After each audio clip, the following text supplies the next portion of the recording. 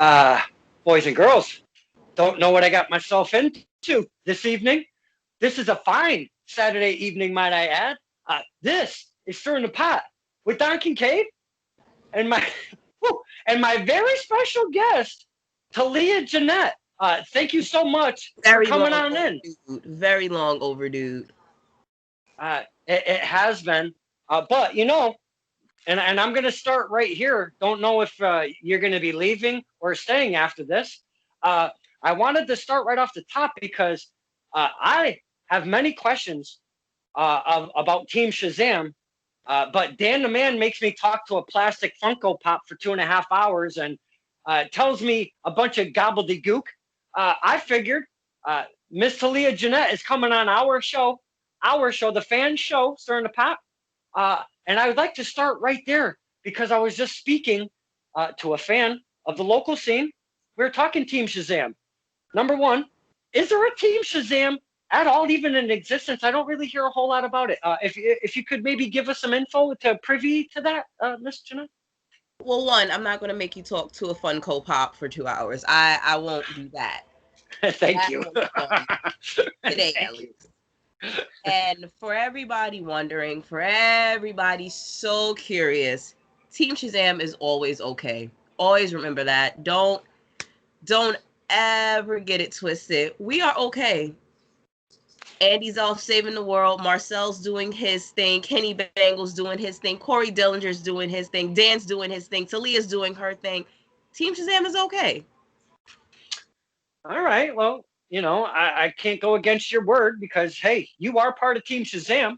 And I still want to stay on that topic because I haven't known Ms. Jeanette very long, boys and girls, but our first meeting at a training day, test of strength at the dojo, free shows. I know it's not happening now because of the vid, but free shows on a Sunday afternoon at 2 p.m. You cannot, and I repeat, you cannot go wrong for what they bring us, the fans. It's just an amazing time. But my point being is I met Miss Jeanette there. In our first meeting, a little shaky. There was lead pipe involved. My mouth was a running. It always is. Yes. And here we are a couple years later. She's willing to sit down and talk to me. I don't know why, because all I do is chit chat. Give her a bunch of crap. Not that she doesn't give it back, my friends. Not that she does not give it back. But Ms. Jeanette, I'd like to kind of start way back when, a couple years ago, when we did meet at a training day. When people first meet me, they have a couple questions. Who the fuck is this loudmouth? And am I going to kick his fucking ass before I get out of here? Usually those are a couple of the questions from the talent when I first meet them. If I might ask you, and this is not, this is about Ms. Jeanette, but I'm kind of curious. It's always about me. Always. It is. And I want to reiterate, it is about Miss Jeanette. But what were your thoughts when you when you come out and you got some skinny little, I'll just say it, some skinny little prick just mouthing off at you while you're holding the lead pipe? Please give us your thoughts if you could, please. Y'all are just never going to let this lead pipe just go. I might have to make a comeback with something new. Oh. Yeah. Who knows what 2021 holds at this point. But I mean, there's skinny little pricks everywhere, and you guys just talk and you run your mouths, but you said it. I'm glad you know that I can kick your ass anytime, any place. So, I let you talk. I let Fogman talk because that's what you guys do. You just sit and talk. But Team Shazam gets you guys the views, so you're welcome. I gotta kind of agree with you there. Actually, Team Shazam, when they're together as a unit, I have seen that. I haven't seen every member together at one time, but I've seen most of the collective. You guys are dominant. You don't take no shit. And Dan the Man as a mouthpiece for the faction, and I guess he is a leader of Team Shazam. I'm very curious because I don't know jack about jack of the history because I've only been around for a few years now, probably since 2016 I've been around. But then Team Shazam comes out of nowhere and flips me right out because I don't know what the hell is going on. Could you describe how long has Team Shazam been together, and how did you become part of Team Shazam? Well, Talia Janette has been a thing for a while. Dan and I believe Andy initially started it. And fun fact that a lot of people may not know, I am not the first female member of Team Shazam. A lot of the world would love to think it, but this will be your one fun fact of the night. MJ Okay. Jenkins was originally part of Team Shazam. Oh shit! I did not see that coming. See, a lot of people don't know that. And I joined Team Shazam in 2018, the end of 2017, early 2018.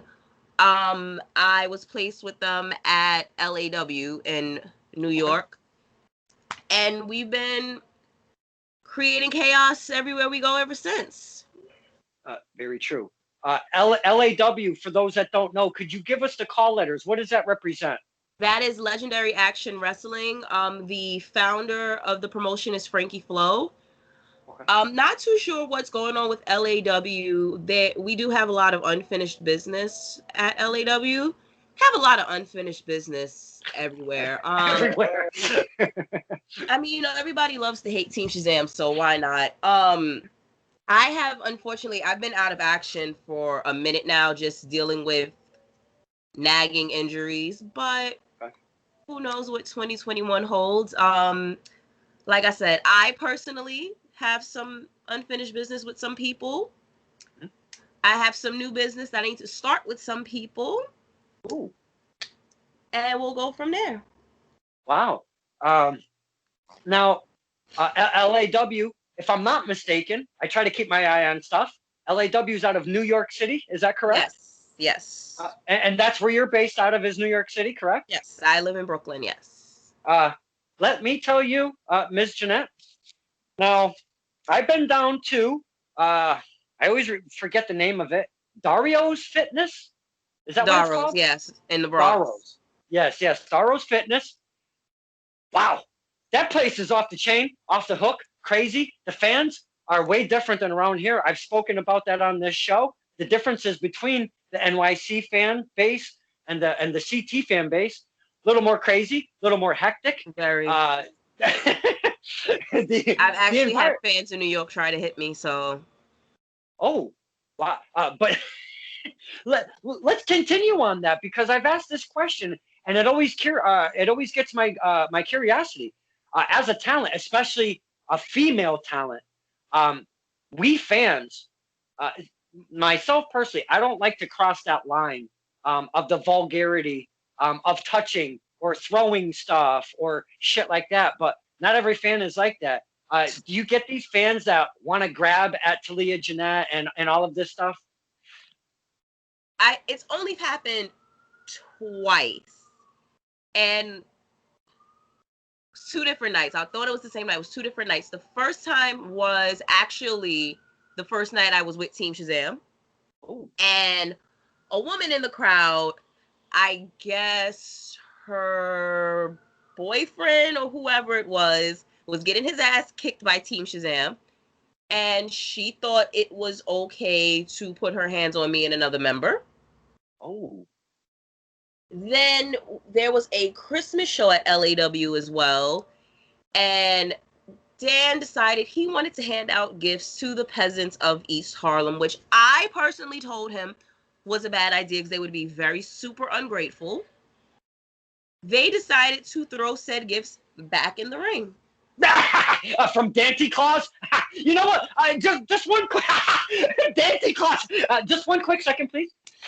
You know, I was just bringing this up. I had an interview at 4 p.m. earlier today, and we were just speaking of Dante Claus. I am so glad you brought up Dante Claus because this is from 3 years ago. I have a Dante Claus present that I have saved. It holds a little piece of my heart for whatever reason. I don't know why. You see, you're grateful. You see how grateful you are?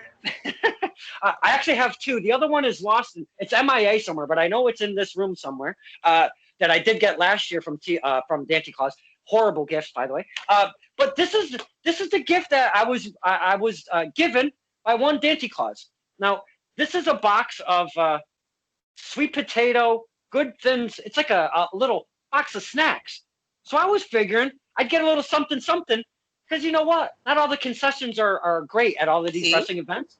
So I figured Dante Claus was hooking up myself with a little supplement, right? And you fans are just so ungrateful. So yeah, so I think that was the only time. Other than those two occasions, well, I mean, well, Yeah.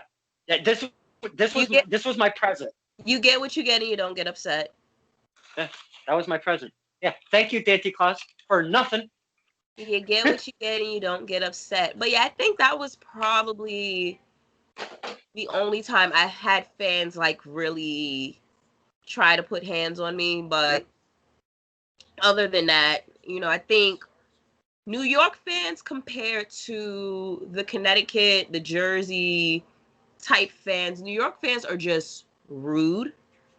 And if they hate you, they hate you. It's no way of getting around it. Honestly, like they'll hate your character, they'll hate your real shoot person character, and you just got to learn how to deal with it and live with it. So I just know Team Shazam, we're hated throughout the tri-state area. Very We're true. hated in other states, and I'm perfectly fine with that. You know what? We like each other, and that's all that matters. Okay. All We're right. The okay. camaraderie. Yeah. The camaraderie I have seen within Team Shazam. Definitely have seen that. Now, excuse me. I don't have the vid. Just saying. Now, again, I haven't known you very long. So could you talk to us, the fans? Because it's the very first time I've actually ever really talked to Ms. Janette. Usually she's wielding a pipe and wanting to knock me out and shit. So I Like figured now yourself that we have time. now that we have Ms. Janette sitting down, we're socially distancing. Maybe we could get a little bit information out of Ms. Janette. Could you take us back and talk to us about when you got into wrestling? Because I am beyond curious on where you come from, what your training is, and such. So if you could give us a little background, please. Oh, all right. I just want the world to know. I've put this on my Instagram already, but the Kincaid Files will be the last time that I give this initial story. So you better watch it, save it, download it, and keep it moving. So I Okay. started wrestling back in the beginning of 2017.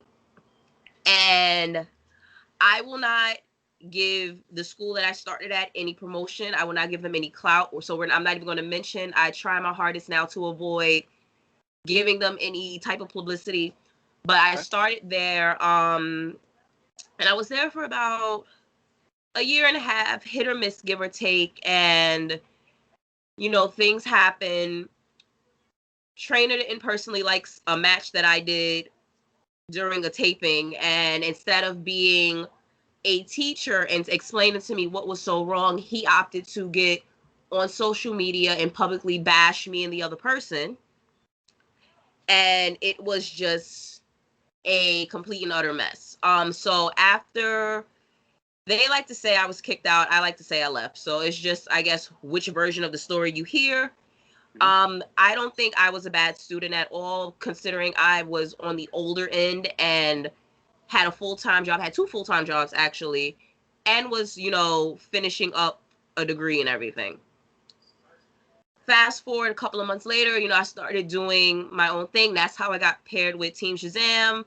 Initially, I went to LAW to be a ring announcer. And they said, Frankie was like, no, you know what? I'm going to make you Dan's personal ring announcer. And Dan said, no, you're going to put her with us. She's going to be part of the squad. Oh. I said, okay, cool. So we just started doing the Team Shazam thing a little bit more. We went pretty much everything LAW had.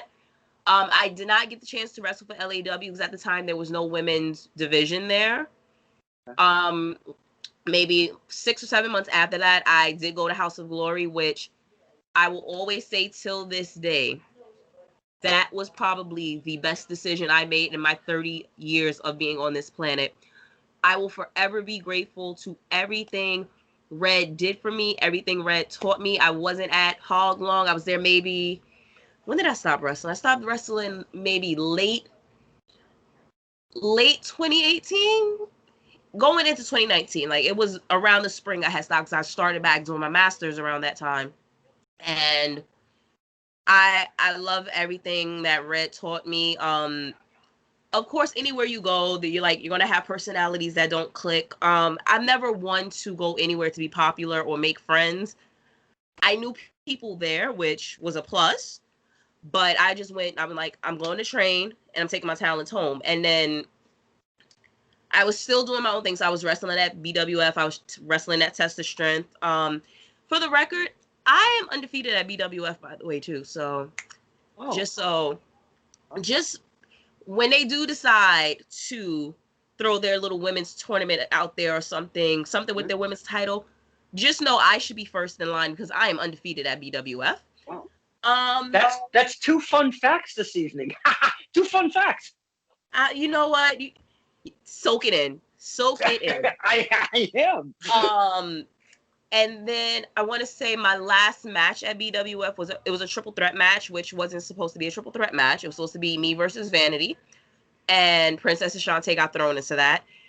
And then after that, like, I just started having like a lot of issues with my neck, my issues with my back. So I just had to take the time off. My doctors are opting not to do surgery. They told me it would make no sense to do surgery, so just take the time off. So who knows? Maybe, I already came back to TOS. You saw me not too long ago at TOS. So who knows? And I do jump timelines. We're going to go right to that TOS show because we did not see you for quite some time. You were coming regularly to the dojo. We did see that. But in the interim, TOS, Test of Strength, out of East Hartford, Connecticut, they started doing their road shows. I like to call them the TOS pay-per-views because they're the bigger shows at a bigger venue, if you will. And we haven't seen you for a while. Then out of nowhere, Dan the Man was going up against Karen Bam Bam, the now queen of TOS. She has dethroned. Let's not get that crazy. Let's not get too crazy on that. The Danos era has been long gone. That's something of the past. Queen Bam Bam is now the champ. We praise Queen. Thank you so much, Queen, for that. But we saw you. She was supposed to have a mystery partner. I didn't see a mystery partner. But what I did see was one Talia Janette come out, or Talia, sorry. I've been called, that's something I want to put out there. And it might hurt me.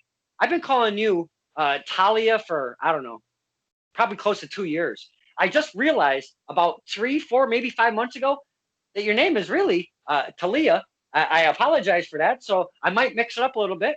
But we haven't seen Ms. Janette in quite some time. And out of nowhere, she pops out of the curtain. And man, I kind of got scared. I think I said, oh shit, oh shit, oh shit, oh shit, oh shit, in that order. And yeah, big surprise for me personally, big pop.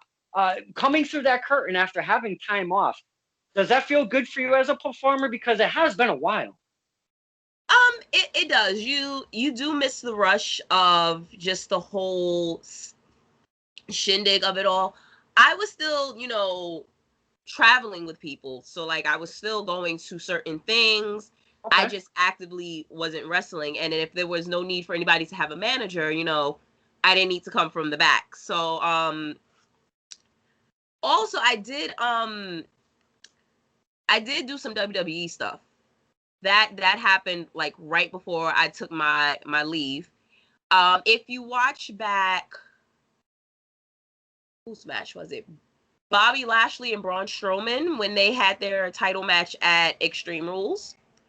You see Faye Jackson, you see Ariella Nix. Talia Janette is also in that mix. I was part of No Way Jose's Conga line, which was dope in itself on Main Event. But yeah, you miss the rush of all of that. Like, just, I know I'm one of probably the most hated females It happens. I'll take it. I miss getting booed. I miss you and Fogman talking your crap every time I come around.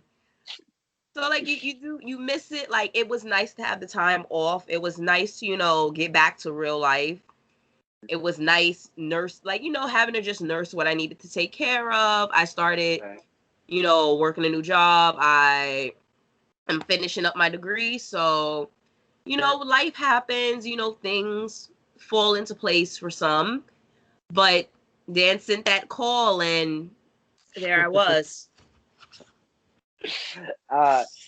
Now, on that specific night, we saw the in-ring debut of one referee Gina Blue Shoes. We love ourselves some blue shoes. But my point being of mentioning her is she kind of got the L, her and Queen Bam Bam. They kind of took the L off of that. Dan was victorious that evening. And I was hoping that wasn't going to be the end game of said evening, but it was. And we did a send-off for one Blue Shoes. And man, wow, the crowd, the peers, was really uplifting for one Blue Shoes. Where she's gone, I don't know. I asked her. She was like, I ain't telling you a damn thing, Kincaid. What's the matter with you? So I accept that. So she's moved on to different things. So we're going to miss our beloved Blue Shoes. I won't because she screwed me over, I believe, in a match. I believe, a match or two at TOS. She screwed me over a few times. So maybe that doesn't sound like her. Maybe we can get some refs that can actually count 1, 2, 3 properly now. Oh, wow. Well, you don't want Ref Miggy. That's for sure. With Team Shazam, it's very evident that you are the bad guys, if you will, the heels, whenever you come out. I've never seen you the good guys or the faces, if you will, the baby face. What attracts Ms. Janette to the heel portion of the wrestling program? Because some, they just love that, and it's maybe sometimes it's different from their personality and they want to play a little something, or sometimes it's a little bit of El Natural, just juiced up a little bit. So what attracts you personally to the heel portion of the program? One thing I can say about everybody in Team Shazam, we all live our gimmicks. You have some people who their gimmick they have to turn on. No, what you guys see Dan do, that's Dan in real life. That is Dan on the car rides. That's Dan on the phone. That's Dan in the group chat. When you see Andy, that's Andy in real life. That's Andy in the group chat. That's Andy on the phone. You see me, that is me in real life. That is me on the group chat. That is me on the phone. Some people just, they have it. Some people don't. Some people, being a good guy works for them. As you can see, everyone teaches them we don't care what anyone thinks of us. We only care what we think. And I'm with the dopest crew out. So until someone can prove me wrong, I don't know what to tell y'all. It's been proven time and time again. If you haven't seen it on my YouTube, we had a match. Well, I won't say we. My guys had a fatal 4-way tag match with them, the Plantain Players, the Nerd and some other guy, and Moonshine and his partner, Above the Influence. Those guys. Dickie? Yeah, and they all got their asses kicked by Team Shazam. So, same show, Dan, Bobby Ocean, and Steve Pena had a match. They both got their asses kicked by Dan. Like, what else do you want me to tell you? Like, I have the dopest squad out here. Nothing more, nothing less. So, it's not a matter of can you be a heel or can you be a face. It's do the fans buy it? That's what that is. Do they believe it? And from what I've been seeing, everybody hates us, so we must be doing something right. Very true. Absolutely, we'll concur on that. Now, you've had a young career. You spoke of the timeline of when you started. And when you had to take some time off, there really wasn't a whole lot of time for your career or your tenure, if you will. Um, Hearing us, the fans, you seem to really grasp onto that. And that's not something that happens very quickly in wrestlers' careers. I've heard sometimes, yeah, I really grasped onto it. But I've also heard, hey, man, I'm 5 years in the game and I'm still trying to get that chemistry, really grasp that element of hearing the fans, reacting when needed, responding when needed, and such. You seem to do that very well in your young career. Is that something you've done right off the bat as being a wrestler? Um, yes and no. I feel that when I was at the first school, I was managing a lot versus them putting me in ring, and that's just because I know for a fact I am not the greatest in ring. I don't pretend to be. I don't because I hate when people make it seem like they're a 5-star wrestler and they're the shits. Um, I know where my skill level is. Does it need work? Absolutely. You're always learning, you're always training, you're always working. So I know where I'm at. I mean, like I said, at some point I will get back to in-ring training, hopefully in 2021 once Corona decides to disappear. Um, but even as a manager, like I just like the guys I was managing, the crowd hated them as well. So my goal was to either rile them up more for them to keep reacting or to shut them up. Mm. Again, like I said, New York fans are very different compared to the CT New Jersey fans. The Connecticut fans, you know, y'all talk y'all shit, but you do it in a calm manner. I think the funniest reaction I got in Connecticut was Sammy Diaz's wife. She was at a show and I said something about him. I think Dan was going on one of his rants about Sammy Diaz, and I reacted, and she got mad, and she and I started going at it, and he had to like let her know, like, babe, you gotta chill, like that's what she's supposed to do. So yeah, I mean, and you could always tell too, like, you and Fogman do a very good job of being those fans that like I know if something isn't going down the way it's supposed to in ring, I know like I can pan to y'all and you guys will give me the reaction I need. So yeah, it's just a matter of just like you have to read the room. Like TOS is a closed room, I like to call it. So when you're in a closed room, it's easier to kind of get reactions. Like you can pinpoint someone. I remember at one LAW show, Dan and I told a kid that Mickey Mouse was dead, and yeah, that for someone who's a teacher in real life, that was painful. But like I've made kids cry. I've had to apologize to parents after the fact, but it's like, you read the room after a while and you just kind of know what works and what doesn't work for you. And I noticed, and I've spoke about this on this show many a time, uh, and we've already spoken it a bit about the fans being vulgar and such. But I noticed Dan the Man specifically, what he brings to the table and with his promos and his words. There is not one time, and I'm going to tell everybody that's watching, and I hope it's more than my father. I'm going to tell everybody right now, Dan the Man never, never, ever does he swear to get us to react. He doesn't use the middle finger. He doesn't be vulgar by any means. He uses everything else, everyday situations like you were speaking. He's up to current events, if you will, and will use something from a TV show for his gimmick to add to it. Or use for his words. The handmaids are a perfect example. But my point being is, Dan the Man is one of those guys that is a true heel on the indie scene right now. And I've always said, and I know the industry has a word, kayfabe, that's kind of almost non-existent in this modern era of wrestling. Dan the Man, my friends, he is, and exactly like Ms. Janette said, he is Dan the Man on the phone, at a restaurant, in a convenience store, in his car, hanging out with friends. It's the same thing, and he reminds me of somebody. And I don't know if I'm gonna put him over the top with this because I really don't care for me for some Dan the Man. He is our independent Ric Flair because that's exactly how Ric Flair was. He dresses nice. He always speaks. What you see on that podium in the NWA days and the WCW days and all of those days, the way he spoke on that podium, when he walked out of the studio, got in the limousine, he was still the same.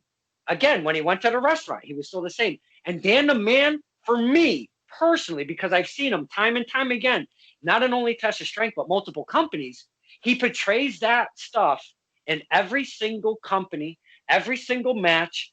And I always say, and anybody asks me, and I'll always say it, Dan the Man right now, number one on the kayfabe. The guy never breaks. He is something to behold as a character. It would be a tie between him and Darius Carter. Darius Carter, yes. And I'm not very familiar. I've only familiar with him footage-wise. I've never met him, No, but I've only been able to. Darius is this because I've been in locker rooms with Darius. He same way. Mm-hmm. We go out. Darius was this like suit and tie. Everything was a promo for Darius. So Yep. yeah, between him and Dan, yeah, and it's just again, it comes so natural to them. Mm-hmm. That's why I'm not a big promo person, but because like I can talk, but it's just Dan takes it to another level when he does his promos. And like I said, that's him in the group chat. It's like, bro, it's just us in this chat. What are you doing? Like, stop. It's only the five of us. What are you doing, Dan? Like, stop. But like, I feel like I've just learned a lot being around them too. Just like, you know, just how to carry myself in the locker room, how to deal with a lot of politics and bullshit in the business. So again, I will always say I'm grateful for those five men, like with no issue. I'm forever grateful for them. And the fact that they kept me around even on injury says a lot about them. And that's something that is spoken of on the show as well, is if you're not being visually seen in wrestling, may it be graphics, may it be just on said promotion's website or fan page, Facebook page or YouTube or whatever, Instagram, if you're not being seen, we fans, we almost write you off because if you're not in it, we kind of forget. You know what I'm saying? That's so fans also have the attention spans of 5-year-olds too, but I digress. Well, I mean, in all honesty, I don't even think humans in general have an attention span more than a goldfish. But nowadays, but my point being is, if you're not in it, you kind of disappear. But when you came out at TOS, I wasn't the only one that remembered Ms. Talia Janette. I don't want to mess that up no more. I wasn't the only one who was surprised to see you. So that was very cool for me as a fan to see a wrestler that hasn't been very active in the Test of Strength roster to come in and be that person with Dan and still get some reaction. I thought that was very cool. And I mean, like, when you're with a situation like that, of course, like the question is always going to be, well, where, like, if people don't remember my name, it's always, where was the girl that was with Dan? Where's the girl that accompanied Dan to the ring? So I wasn't completely written off or like far behind in thought. Like, it was just a matter of when is she coming back? And I always make it my business, like when Dan or any of the guys, like when Andy and them have matches, I share the matches. I make sure I share whatever flyers they share. I'll comment on the post because a lot of y'all gang up on my guys on their posts. Like it's nothing. Like, they're not gonna have backup. And I have all the time in the world on social media. I will go back and forth with any of you on a post. So when Dan or Andy or Marcel or Corey or Kenny post something and y'all fans want to get out of control, I tell them I got it. I got it. I'm gonna react to the post. I got it. I've heard you mention Mr. Kenny Bengal's name a couple times. Now correct me. You seem like he's still part of Team Shazaam, but choose I your remember words wisely. Choose your next words very wisely. Okay, all right. I've personally seen uh, not so much camaraderie, if you will, between one Dan the Man, Kenny Bengal. Uh, I thought there was a lot of static, miscommunication, separation, if you will, between Kenny and Dan the Man. That's not correct on saying? Really? What did Yeah. I tell you at the beginning of this interview? Didn't I tell you Team Shazam is always okay? Iron sharpens iron. So if you ever see them at any promotion and they're interacting or they have a match, we're helping each other out. We're toughening each other. Every faction has had it. I'm pretty sure you've seen it. DX, they've had their feuds. The Heart Foundation, they've had their feuds with each other. Hmm. We are okay. Hmm. We are. It was a match at TOS where Dan kicked me in the face. All right, That was good. you're laughing way too hard. You're laughing Sorry. entirely too hard at that. Sorry. You're laughing way too hard at that. It was all Ariel and Nix's fault anyway. But Uh, Dan did kick me in the face. But we were all right after that. We had our talk in the back. So just anytime that you see on a card, I mean, come on, we can't beat up everybody. So again, that's true. Dan the Man versus Kenny Bangle, that's going to bring in views. Everybody's going to want to see Dan versus Kenny. Why not? I would want to see it again. Why the hell not? So again, that's going to bring you views. Okay. Well, Team Shazam is okay, I guess. She's reiterated that. Still feeling a little unsettled about that. I don't know. Now, I've also seen, uh, if I'm not mistaken, and I know you had some time off, but I did see at one point, and I don't know if what's this going to do. I've seen at one point, Dan the Man was actually associated with now the Test of Strength champion, Karen Bam Bam, at one time. Very, very quick, like a minute, if you will, at the TOS. Did you see any of that at all by chance? Bam Bam could have had the world in her hands. That's all I'm going to say on that. And Oh, she chose not to get down with the team. okay. Next question. Well, I mean, she's her own woman. I mean, not that you aren't, but she's her own woman. I just thought she was like, you know what? I don't need no team to hold me down. That was maybe that's my assumption. But look at her now. She's the queen of Test of Strength. Karen Bam Bam, the Squish Abyss Express. She's been on fire. Very cool to see that as of late. That's been. Thank you, Karen Bam Bam, for that. Next That's been question. good. Now I've noticed that you manage more than you have been, as we've spoken, in-ring performer. Uh, do you get the same feeling? Because as a fan, I don't know these things. Do you get that same kind of feeling, no matter if you're working outside the ring as a valet or a manager, than you do performing in that ring? Is it still kind of that same feeling? Yes and no. Of course, managing it's to me way safer. My body's not going to take a huge toll unless it's called for me to, do something that requires in-ring action, but your adrenaline is running way more in the ring. Like when you're a manager, we're kind of seeing it the way the fans are seeing it in a sense. Like it's kind of like an out of body experience. Like you're watching it happen, but you're still in the mix of it. And if you have a role to play, that can easily be, hit or miss.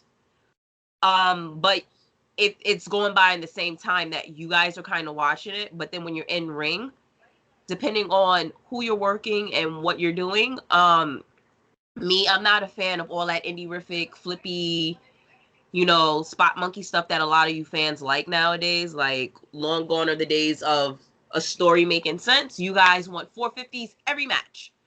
So if the person is moving, 20,000 miles a minute, it feels like, especially like if you're me, like I don't move 20,000 miles a minute, that will be the longest 6 minutes of your life. Mm. Just having somebody run circles around you. Mm. Then it could be the flip side to that, where okay, you know what you're going to do. The other person knows what they're going to do. You're not doing any horrific shit. And then boom, quickest 6 minutes of your life. So it'll just vary on who you're in the ring with, what you're doing, what the purpose of the match is. Again, not knocking the guys that do 450s. I commend all of you. It's just not the style of wrestling. Like I don't get a kick out of watching spot monkey matches anymore. Like when I was younger, absolutely, but I'm more now into the story making sense now, and I think that's what aggravates me with new age fans, especially. Like a lot of Facebook groups that I'm into, like they'll comment on stuff that's going on in WWE, and being that I know the logic behind certain things, I'm like, none of that made sense, but you guys are eating it up. And that was one thing Red did tell me, like before I left Hog, he told me, he was like, that I understand wrestling and I get it, and I know what's supposed to be happening and what's supposed to be occurring. It's just a matter of getting there. But yeah, I don't know, like y'all fans are different now compared to how it was when I was little. Like I've spoken about that on here because wrestling is very evident that it's evolved in spurts over the course of the last, we'll say, 50, 60 years. And it's turned into what it is today. In the past 10 years, you've got all of these acrobatic type wrestlers that come in. And like you're saying, they're doing 450s and they're doing a springboard. They're doing all sorts of crazy stuff. And sometimes it doesn't get you because, like you're saying, there's so much going on where you're not telling a said story because they've done 8 finishes without even pinning each other one time, and I get that. So what was it? Damn, what was it? The other night on NXT with Leon Ruff. I forgot who his tag partner was. I think it might have been Damian Priest. No, it wasn't. It was somebody else. But anyway, it wasn't Priest. It's a moot point because it doesn't matter. And they were going against Johnny Gargano and Austin Theory. Crazy part was that spinning cutter sequence that Leon hit, it went into something else. That was beautiful. It registered because Leon didn't rush from spot to spot. And I'm also biased because I know him. So it was just like, it was beautiful, but it made sense. But then you have like all these, not, again, I got to make the disclaimer because y'all chop this interview up and then post it, and then I get freaky on every website. So I am not knocking lucha wrestling, but I am not a fan of lucha wrestling because it makes no sense. Like I watched a AAA match with Brother Greatness a few weekends ago, and I can't tell you what happened in that match because it was so many spots back to back that should have ended the match and it didn't. It made no sense. So, but again, because wrestling fans now again have the attention span of 5-year-olds, instead of a story making sense, you guys just want move after move after move after move after move, and then you get mad when it's 6 matches on the card and every match has a 450, and then you're complaining. But it's like, that's all you guys eat up, because if the match has the first 3 minutes of chain wrestling, you're chanting, "This is boring." It's no winning with y'all. There's absolutely no winning. It's none. It's either you want the story and the chaining and the technicals and the basics, or you want everybody doing 450s into Canadian destroyers. It's like you gotta pick at this point now. Like, what are you gonna do? And my style of wrestling, I tell people I have a brawler style of wrestling. That's what I aspire to be. Like, that's the type of wrestling I like. What is all that flashy nonsense when I'm really beating your ass? Like,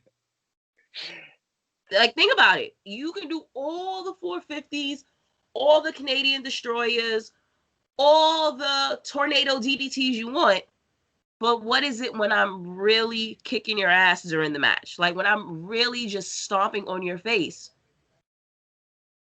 What is it? The psychology end of the program, because without that, You don't soar to different plateaus. The psychology end of the program, you seem to have a really good grasp on, and I feel that It's was getting there. It's not as good as it could be, but it's gotten way better. Especially in the time off, it's gotten way better. well, the way you speak about the storytelling and such. I'm getting that psychology end of it. Now, when you're watching wrestling, are you watching the current? Obviously, you're watching some of the current product. But what is your go-to?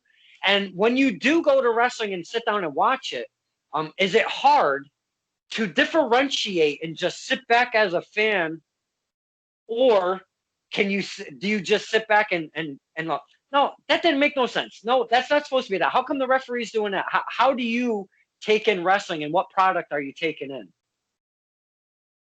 In the last year, I've been trying honestly to watch as a fan, but I can't. I really can't because the shit just makes no sense. It makes some of the stuff just makes absolutely no sense. Just from storylines to match, like why is Lana feuding with Nia Jax and Shayna Baszler? Like that shit makes no sense. Like it's aggravating. And then just as far as what I watch, like I cave in. I watched the WWE stuff. I didn't watch SmackDown last night though, and I'll humor AEW just because I know so many of the people on it, like personally. Mm-hmm. But a lot of stuff on AEW doesn't make sense either. But um, and then just as far as like just wrestling itself, one, I try to watch girls my size. Okay. Which, believe it or not, there's not a lot of girls my size in wrestling. I learned that when I walked into a locker room one day and I was the tallest girl in the locker room, and I'm only 5'9.5". So I try to watch girls like Rhea Ripley, Holiday. She and I are about the same height. Alicia Fox is one of my favorites. Like I try to watch like Charlotte, even though the hype over her is just too much. But I try to watch girls my size, and then I try to watch the guys that don't have a lot of flashy moves. Like I watch a lot of the old stuff, like Test, his big boot, phenomenal. That man deserved better. It's like I just try to watch a lot of that type of stuff that, it's not so many moves every match, is more of a storytelling, because that's what I felt I needed to work on. Okay. Yeah, because like you can have all the moves in the world, but if you can't relay it in a match, like again, I'll go back to Dan. Dan doesn't have a whole lot of moves. If you really watch his stuff, Dan Dan will spend most of his time in a match talking junk to the crowd. Fact. Dan, I believe, has like probably 4 big things he'll do in a match, and the rest of the match is him talking junk to the crowd and talking shit to the person he's wrestling. But it makes sense. It will make so much sense. But then you have somebody on opposite and like Kenny. Kenny can do all that indie-rific stuff, but he's not doing it in a sense where he's giving you move after move after move after move. He's letting those moves register before he moves on to the next thing. Mm-hmm. So I tried to give New Japan a watch. I mean, like I catch it when I catch it. I haven't really been up on Ring of Honor. I haven't. You know what it is? Because like we just changed cable companies too, so like I got to figure out what channels all of this stuff is on too. I haven't been really keeping up with Impact, but I hear the women's tournament was pretty okay. But yeah, just right now it's just a lot of WWE and AEW in my household. Okay. And then every now and then, like I may give somebody on Indies a view every now and then, but like you kind of like what you like at this point. Like I have my favorites. Like I love Ember Moon. I love Finn Balor. So like I watch a lot of their stuff. And then like I'll give like Shine a watch every now and then. Shimmer every now and then. Mm-hmm. But yeah, just a lot of wrestling today just doesn't make sense to me. Uh, and I've always spoke on this show. Uh, there is so much wrestling. I'll just say in the past 5 years, we'll just say that as an example. So much wrestling is out there right now. A, you can't keep up with it, all of it. Not at B, all. where the hell do you find it unless you see a match or something uploaded on their YouTube? So Even with some, the indies too, it's just I feel at one point it was like, okay, somebody's running this week, somebody's running the following weekend. Now it's to like, well, not now, but like pre-COVID, it was literally like 4 shows on one Saturday, and it's like, bro, mm, I get the whole, it's at the end of the day, it's a money business. Like, I don't care what nobody tells me. This business is about making money. You're gonna run whenever you can if that's the case. But it's just like, if this promotion sells out every time they run a show, why are you even trying to compete with them? mm-hmm, Like, I would be confused in the New York City area if Hog was running a show. I was confused as to why people would run the same night Hog was running when Hog would sell out 2,500 seats. mm-hmm. Why are you trying to compete with House of Glory on a Saturday? What are you doing? So it's just like the market is just so oversaturated too, and it's not really on the women aspect of it because I still feel we're looked at as sideshow attractions as well. But it's just like the market is just so over flooded, and now it's just like again everybody's trying to do the same move. So it's like, what are you bringing different to the table? Yes. Uh, we've spoken much about wrestling in Miss Jeanette's life, but I kind of want to push that aside a little bit because you have more than just wrestling, and obviously you've been on a hiatus, getting your body good, getting your head good. Uh, what else does Ms. Jeanette got going on? Because I see you have this YouTube stuff going on, and then shared on the face page, and you get yourself all did up, and it's something to behold, man. So please, besides the wrestling, I really want you to have this platform to be able to tell us, give a push, and let us know where we can find whatever it is you've got going on, because this is definitely all about Ms. Jeanette. Again, it's always about me. Mm-hmm, mm-hmm, Why wouldn't it be? So mm-hmm. yes, so I do have a YouTube channel.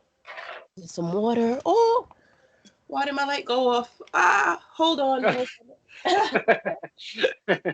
have no clue why my light just went off. I see a hand and a can. Oh, wait, I see something.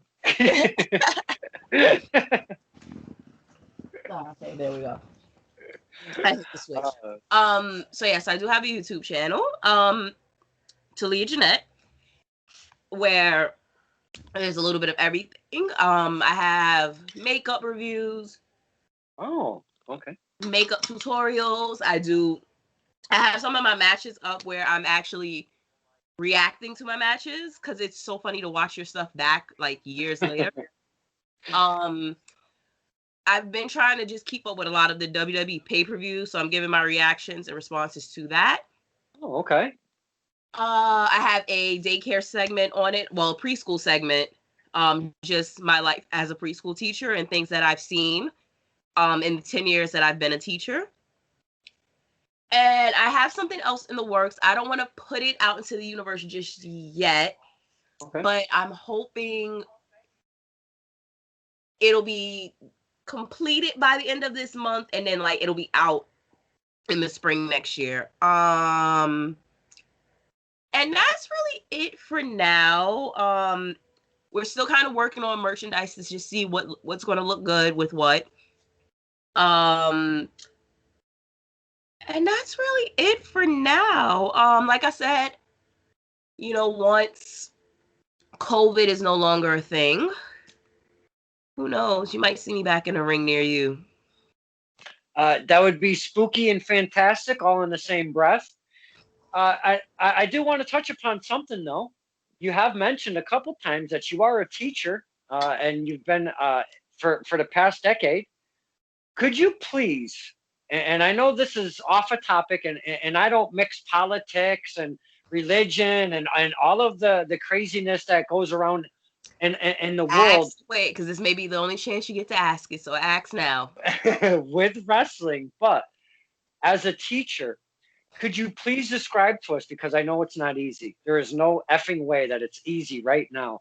Uh, what are the difficult tasks that the teachers are going through right now with our children? Where do I start? There's probably there's probably too many to mention. But the more difficult tasks, if you will. So basically, right now it's just a matter of everybody wants teachers to. They want us to be teachers, nurses, counselors, therapists, doctors, everything in between, and we're not being paid our worth. And it's funny because I just put a video up about that. So I got laid off in March from one company, and I was told to reapply for my position. I refused. I was not reapplying for something I didn't leave. So I just started back at a preschool. This will be my 3rd week there. And we have kids that just come every day, and then we do have a program where if they're not in school like every day, they come to us the days that they're off, so they can still, have a routine of school, and they get help with their virtual, whatever that gimmick is on the computer. It's just hard because, a lot of teachers, especially like me, I cannot tell you how to use Google Classroom.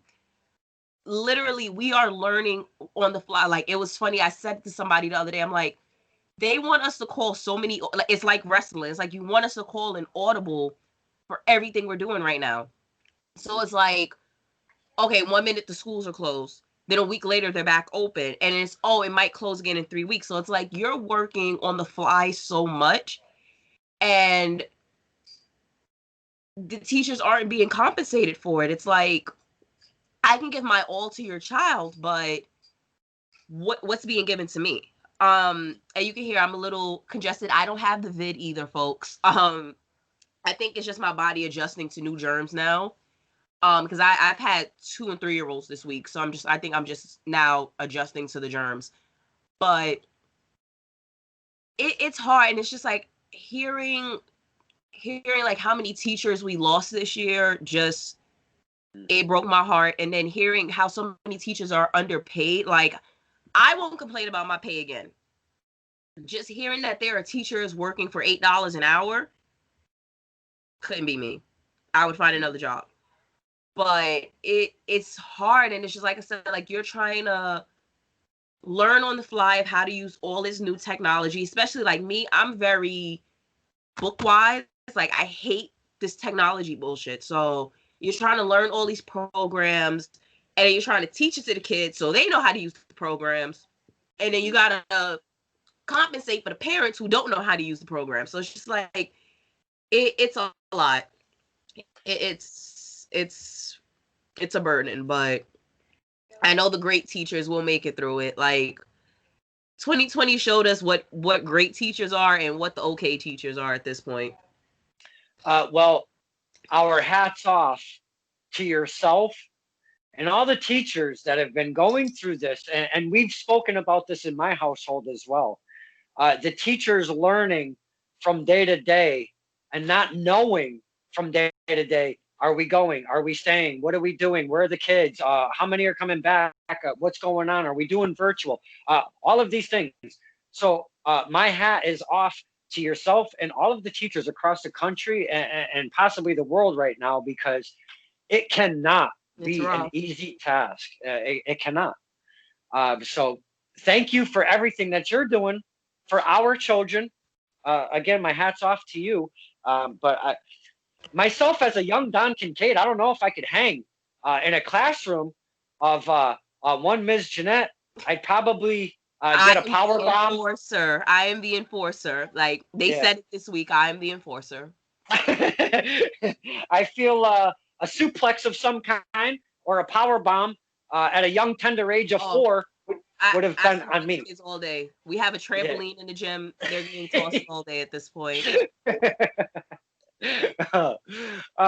Miss Janette, I thought this was going to be very, a very aggressive interview because I wasn't sure where this was going to go because I'm not sure.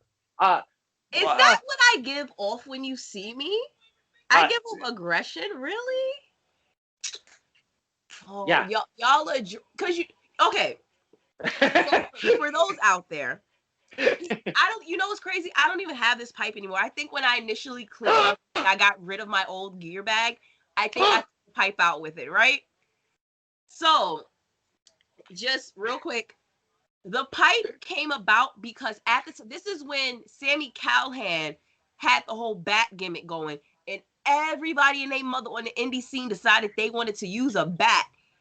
I have a bat somewhere. I have it spray painted red because my gear at the time was red and black. And then I saw everybody had a bat, and I'm like, okay, I cannot come to the ring with a bat. So what can I bring that will give the same effect? Mm-hmm. And I was like, oh my God, I can get a lead pipe. I can get a lead pipe. And everybody, for some reason, thought this was like a work pipe, and nobody realized it was a whole shoot. I don't know if it was my match. I think it was my match with Rosalie. The ring crew guy moved the pipe. I was there. He moved the pipe. And then it was another match. I believe this was the match with Antoinette.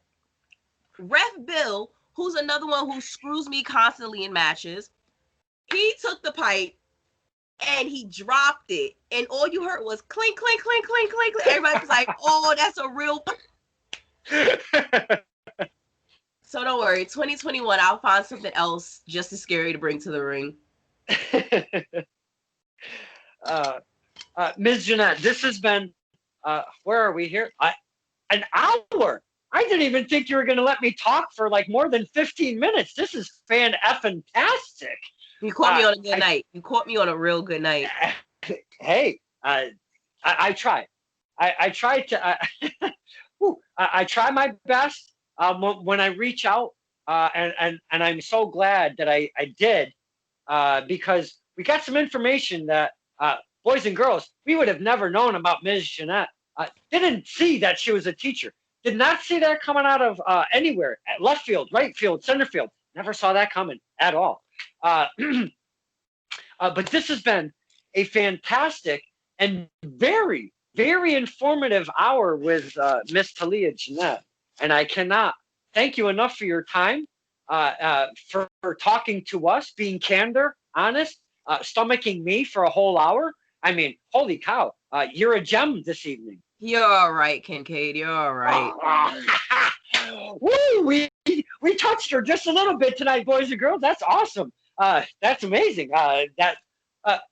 Very cool to hear because we like to keep a little friendship. Maybe not friendship, but we like to keep a little good with our talent, the fine men and women out in the ring. Listen, because Team Shazam could be civil when we need to be. And just remember, folks, Team Shazam is always okay.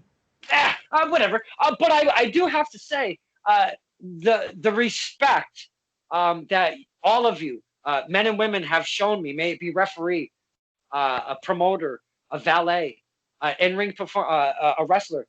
I cannot thank you enough for just giving me that respect because I talk about that guardrail, that line that fans don't go across.